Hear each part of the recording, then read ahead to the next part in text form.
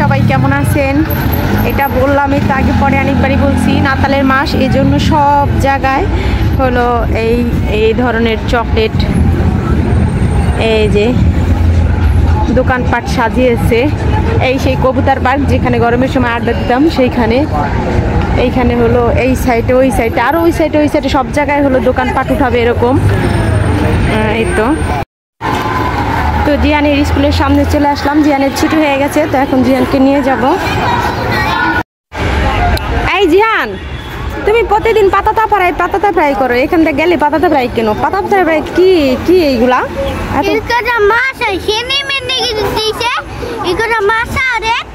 চিনিমিনি দিছে, এগুলো অনেক মজা। তারপরে আই লাইক পাতাতা। ওকে।